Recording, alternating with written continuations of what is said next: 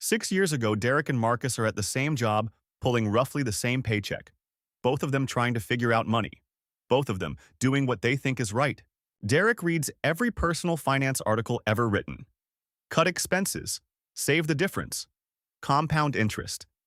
He internalizes all of it. He is a model student. Marcus reads some of the same stuff. But then he asks a question Derek never asks.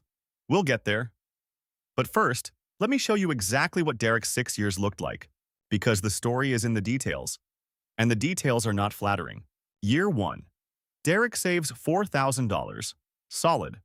Puts it in a savings account earning maybe 2% if he's lucky. He doesn't touch it. He feels good. He is being responsible. Year 1. Marcus saves $500. Spends $800 on a certification course in his field. His boss notices 6 months later. He gets a small raise, $3 more an hour. $3 an hour sounds small. Full-time, that's $6,240 a year, every year, forever, from one $800 spend.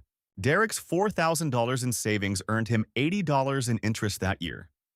Marcus's $800 course earned him $6,240 in additional income. That gap does not close, it compounds. Workers who strategically reinvest 5 to 10% of their income in skill development earn 23% more within 3 years than those who save that same amount. Same money, opposite outcomes. 23% on the same dollar. Let that restructure something in your brain for a second. The reason this happens is not mysterious. When you save money, that money sits. When you invest in a skill that makes you more valuable, that skill works every single hour you work. Your savings account doesn't negotiate your next contract. Your skills do. Your savings account doesn't get you the better client. Your reputation does. And your reputation is built on your skills. Derek knows none of this. Because from where Derek sits, he's doing everything right. And that's the cruelest part of this trap. Derek has polished his 2018 laptop like it's a family heirloom. He's got a case on it, a cooling pad, a little microfiber cloth, and it still takes 4 full minutes to open Excel. 4 minutes. He sits there, waiting, proud. That's not discipline. That's a slow bleed he's decided to call a virtue. Time is the only resource you actually can't buy back. Derek thinks he's saving money by not replacing his tools. What he's really doing is paying with the one currency that has no refund policy. Meanwhile, Marcus upgrades his laptop in year 2. Won $400. Derek nearly has a heart attack when he hears this. Marcus's hourly rate at this point is $47. He's bought back time. The math works. If that laptop saves Marcus 5 hours a week, and it does, easily, that's 235 a week recovered. $12,220 a year. From a $1,400 purchase. Derek still has his microfiber cloth. Marcus has a single question he asks before any purchase over $100. Derek has never asked it once. I'll show you that question. But first, you need to understand why Derek's approach feels so right but fails so badly. And look, if this is landing for you, the channel goes deep on exactly this kind of thing. The mechanics nobody explains. Hit subscribe so you catch the next one, then come right back because this is where it gets uncomfortable. Here's why Derek's approach feels right. He was taught, by every system around him, that money saved equals money earned. And that is true, to a point. The problem is that advice was designed for a static world. A world where your income is fixed and your job is to manage what's left over. That's not most people's situation. That's not Derek's situation. Derek's income is not fixed. It could grow, but only if Derek grows first. And Derek has decided, consciously or not, that growing costs money he's not willing to spend. So his income stays flat. His savings creep up slowly. And every year the gap between him and Marcus gets harder to close. Year 3. Marcus takes that $2,400 course Derek heard about. Specific skill set. Highly marketable. Within 8 months, Marcus isn't just an employee, he's a consultant. His rate jumps to $120 an hour. Derek, year 3? Still at $47 an hour. The same rate. 6-year flat income. He's saved more dollars than Marcus. He controls fewer of them. Here's a number that will sit with you. If Marcus earns $120 an hour and Derek earns $47, Marcus only needs to work 39% of Derek's hours to match his income. He buys time while Derek sells it. But before you think Marcus has some kind of perfect system, he doesn't.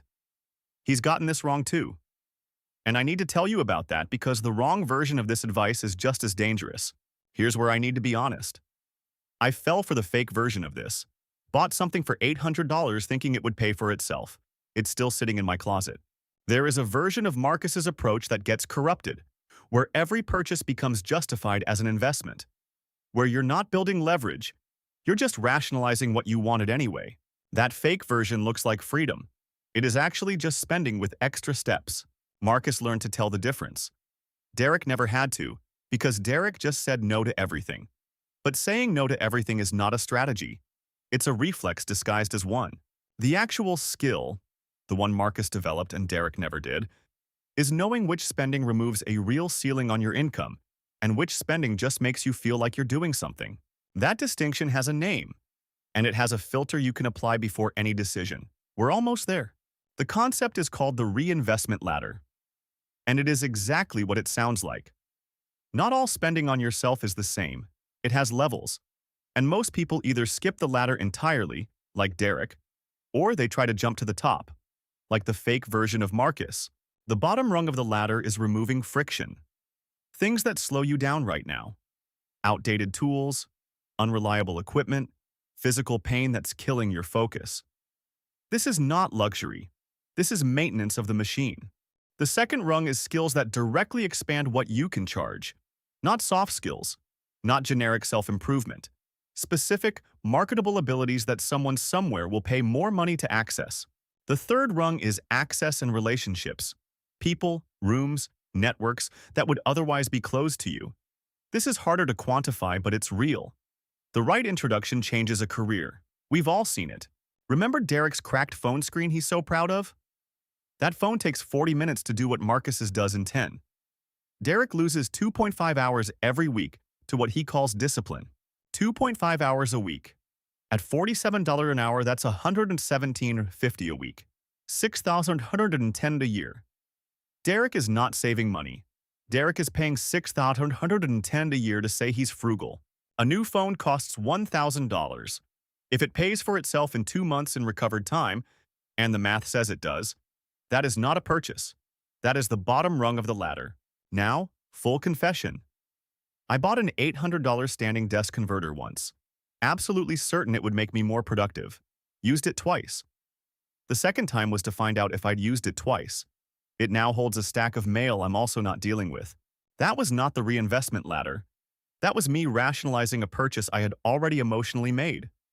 The standing desk was not removing a real bottleneck. My back was fine.